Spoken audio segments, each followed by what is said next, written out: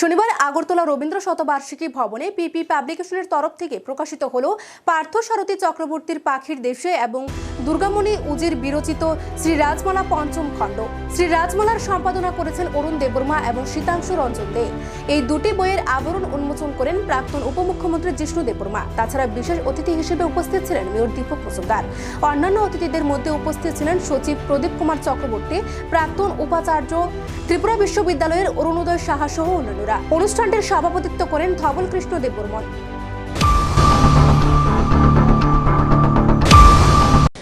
সম্পাদক আমার পাঠারে এসে আমাকে নোট টোট দিয়েছে, অনেক লম্বা নোট নাই পড়লাম।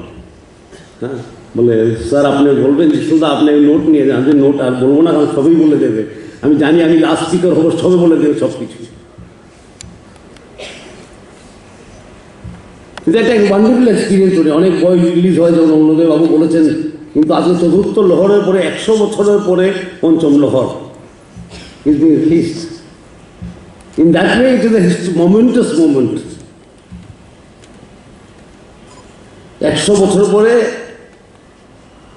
ফোর্থ ভলিউমের 100 বছর পরে ফিফথ ভলিউম আজকে রিলিজ হচ্ছে। সেটাতে আমরা সাক্ষী। সেটা একটা ঐতিহাসিক ঘটনা বলতে পারি। এবং প্রথম লহর তো জানেন আপনারা, শুক্লেশ্বর বানেশ্বর লিখেছে, রাতরত্নাকরম দুর্লভেন্দ্র চন্তাই বলেছেন। শ্রোতা থাকে,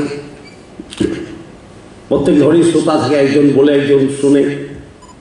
আমাদের ভারতবর্ষের নিয়মই এরকম, শ্রুতি যাকে বলে শোনা।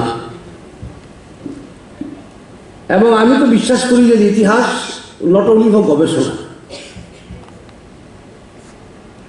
ইংলিশে বলে history, it is every one story. His story, her story, child story. History is something living, এটা ইভলভ করতে থাকে।